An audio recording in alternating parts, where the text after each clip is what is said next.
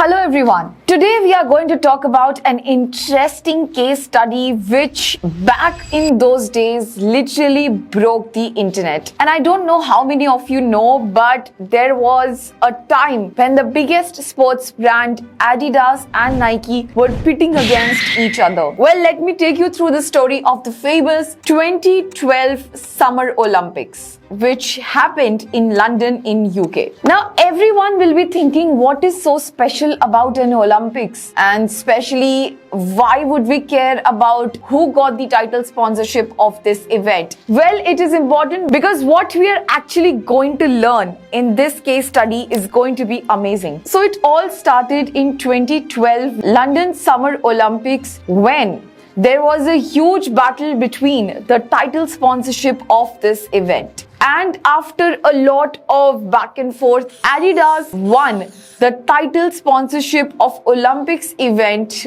by an amount of $150 million.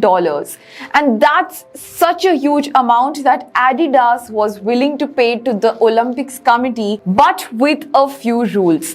Well, Adidas had asked the Olympics committee to not just give them the title sponsorship but also add a few stringent rules so that no other brand can actually use Olympics in their advertisements. They wanted to be exclusive. Well, Olympics committee also agreed with them and they came up with a bunch of stringent rules which did not allow any brand to even closely relate with the Olympics. They in fact also came up with a bunch of words that should not be used in their advertisements or marketing campaigns, and the words were like London Olympics, Olympics, 2012 Summer Olympics. You cannot use all these words when you are working on your marketing campaigns. Well, as shady as it sounds, but yes, this was the rule which was launched back then. But when the numbers came in, there was a slight twist to what everyone saw. While Adidas had put down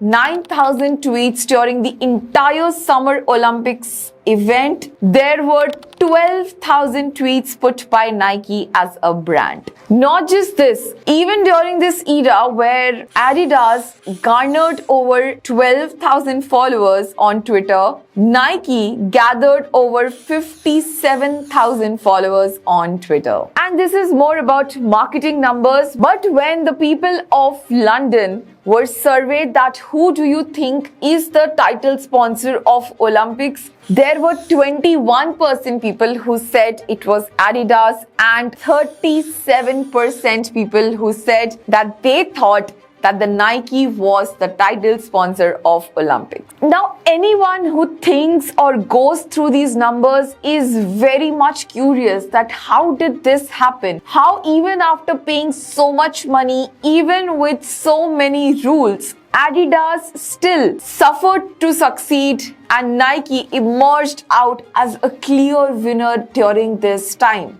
Well, there were 3 loopholes that Nike found in these rules and used them, or as I may say, leveraged them to their success. Number 1, they did not ask or used any Olympian in their advertisements but gave the athletes a free choice to wear any shoe of their choice from their categories.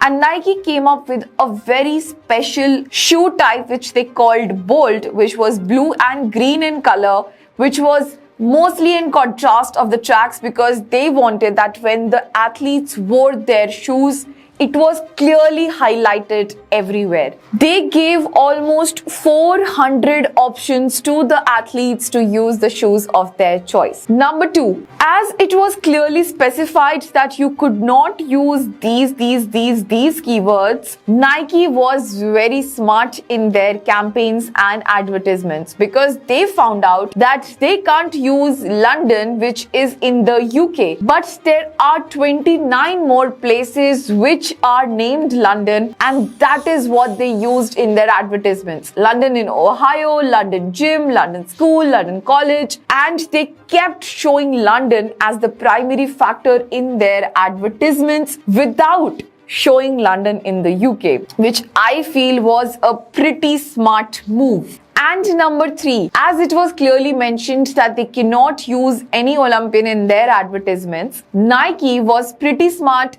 obviously, to not use any Olympian. So while one way Adidas was creating advertisements on advertisements where they were showcasing all the Olympian athletes and sports people, on the other hand, Nike went on to endorse average teenagers as the brand ambassadors of their brand. And their famous advertisement was called Find Your Greatest. What they wanted was not to show Usain Bolt in their advertisements. What they actually wanted was to show the spirit of Usain Bolt, that there is a spirit of these athletes, these sports people that lies within all of us, and that is what they showed also in their advertisements. Well, not just this, but everything in combination worked wonders for Nike. We can clearly see how much effort, even after losing the battle of title sponsorship, Nike worked day in, day out to find out